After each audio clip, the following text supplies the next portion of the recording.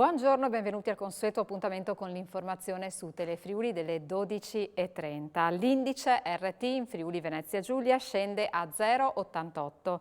La nostra regione resta arancione per tutta la prossima settimana, ma ci sarebbero le premesse per passare in gialla a partire dalla successiva.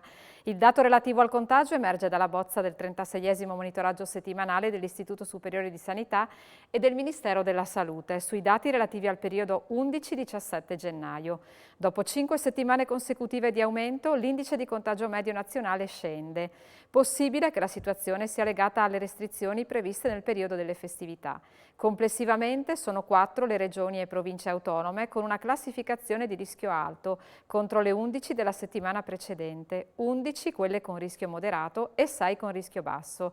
Restano a questo punto in zona gialla Campania, Toscana, Basilicata, Molise e provincia di Trento. La Sardegna va in zona arancione, dove restano Friuli Venezia Giulia, Abruzzo, Calabria, Emilia Romagna, Lazio, Liguria, Marche, Piemonte, Puglia, Umbria, Val d'Aosta. Anche il Veneto rimane arancione. E ora il tema della scuola. Oggi nuova manifestazione a Trieste dei genitori che vogliono la presenza in classe dei propri figli mentre gli istituti si preparano alla ripartenza. I dirigenti a Udine sono tutti d'accordo e spingono per la presenza degli studenti al 50% su turno unico, in classe quindi dalle 8 alle 13.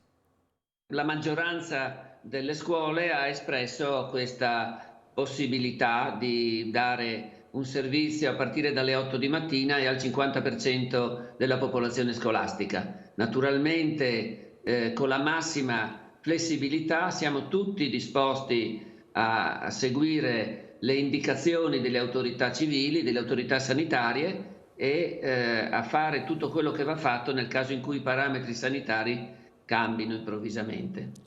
Quindi in caso a fermarvi nuovamente, che sarebbe una sconfitta un po' per tutti, però sareste pronti a rifermarvi nuovamente nel caso in cui il quadro epidemiologico dovesse peggiorare, ecco.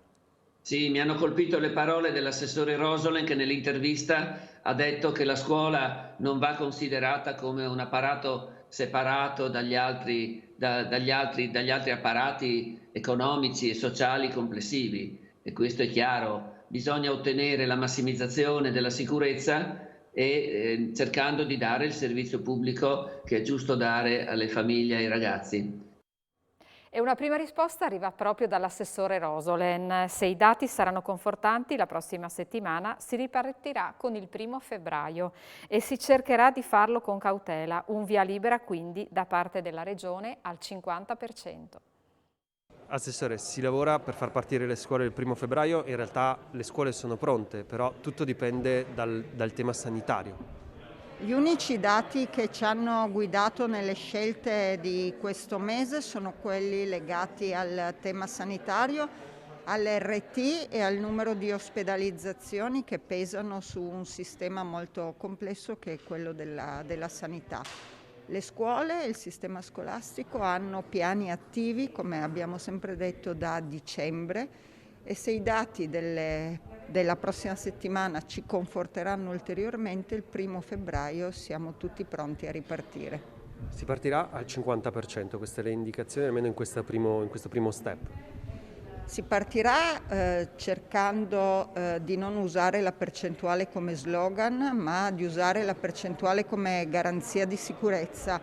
Cercheremo di segnalare quali sono le motivazioni sanitarie alla base di qualsiasi scelta che noi facciamo e in questo caso ovviamente la cautela e la precauzione sono necessarie.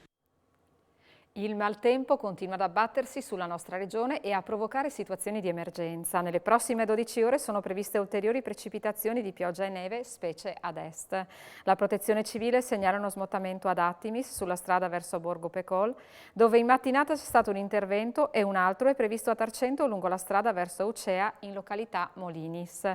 Il sindaco di Chiusaforte, viste le consistenti nevicate in quota, a scopo precauzionale per il rischio valanga dal Monte Poviz, ha disposto l'evacuazione di 5 persone nella frazione di Sella Nevea. Siamo alla cronaca, lite tra conviventi intorno a mezzanotte a San Giovanni al Natisone. I due, lei una giovane cittadina straniera, lui un friulano, sono passati dalle parole ai fatti.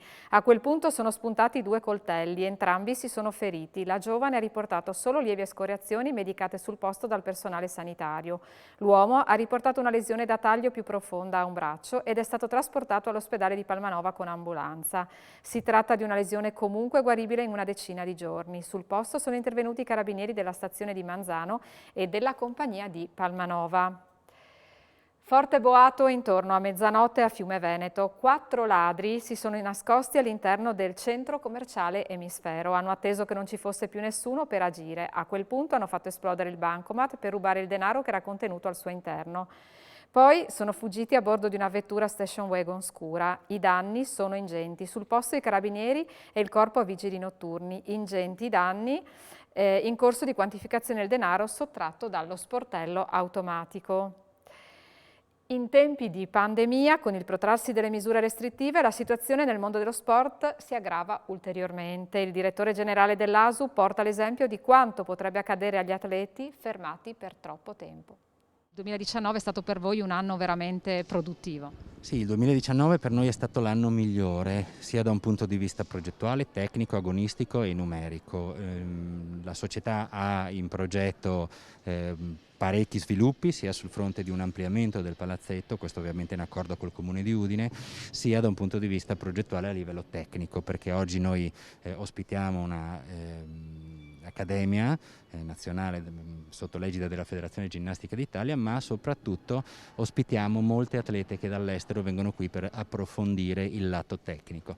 Ovviamente il Covid ha bloccato questi spostamenti e oggi noi non possiamo più essere non solo un punto di riferimento locale, ma anche un punto di riferimento internazionale. Gli spostamenti per praticare attività sportiva in montagna non sono consentiti in zona arancione. A confermarlo a Telefriuli è stata la prefettura di Trieste.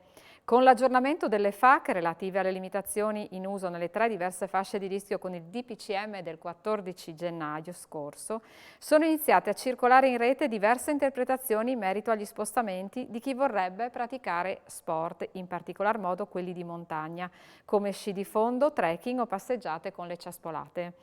A fare chiarezza una volta per tutte è stato il prefetto di Trieste, Valerio Valenti, che ha confermato come proprio ieri, in un vertice tenuto con la Regione, sia stato concordato che gli spostamenti per le attività sportive in montagna non sono assolutamente consentiti, tranne per i professionisti e non previsti dal provvedimento del CONI, del Comitato Italiano Paralimpico. Sono permesse invece le uscite nei comuni limitrofi per coloro che si trovano a vivere in comuni sprovvisti di strutture che sono a disposizione oltre il proprio territorio. E siamo così arrivati alla pagina sportiva. Il mercato di riparazione porta il primo acquisto dell'Udinese nel giorno della sfida con l'Inter. Manca infatti solo l'ufficialità per la notizia dell'arrivo di Fernando Llorente dal Napoli. È infatti lo spagnolo il sostituto del partente Kevin Lasagna. Nel giorno di Udinese-Inter, anticipo dell'ultima giornata del girone d'andata, il mercato si prende ancora la scena ed ecco il primo colpo. Fernando Llorente ha detto sì all'Udinese. Nella rosa dei papabili sostituti di Kevin Lasagna, da domani a Verona per le visite mediche di rito e la firma sul contratto che lo legherà all'Hellas per i prossimi 4 anni e mezzo, l'ha spuntata allo spagnolo. Un acquisto che sembrava assolutamente fuori dalla portata dei friulani, ma i vari tasselli di un puzzle difficile da comporre sono andati incredibilmente tutti al loro posto. Llorente da lunedì vestirà il bianconero friulano. Si parla di una cessione a titolo definitivo del 35enne per il cui cartellino, secondo i bene informati, l'Udinese non verserà denari. Al Napoli andranno invece 500.000 euro al raggiungimento di un tot numero di gol. Tutto pronto quindi, Gotti potrà contare dalla prossima settimana sullo spagnolo. Gotti però deve pensare intanto all'Inter e chiede alla squadra un atteggiamento simile a quello di mercoledì. La partita è simile ma non è uguale, perché l'Inter è una squadra molto forte come l'Atalanta, ma non è uguale all'Atalanta, ha delle caratteristiche diverse, concede delle situazioni diverse e ti chiude delle situazioni diverse rispetto all'Atalanta, quindi anche noi dobbiamo saper leggere in maniera diversa le condizioni specifiche che ci saranno domani in campo. Oggi quindi, come abbiamo detto, giorno particolare, giorno di partita, quindi varia un po' anche la nostra programmazione. Quindi vi do appuntamento per il TG, la prossima edizione del TG alle 17:15, mentre dalle 17:30 seguiremo insieme la partita Udinese-Inter con Poltronissima. Per il momento è tutto, io vi ringrazio per la cortese attenzione e vi ricordo ancora l'appuntamento con l'informazione oggi alle 17:15 su Telefriuli. Buon pomeriggio.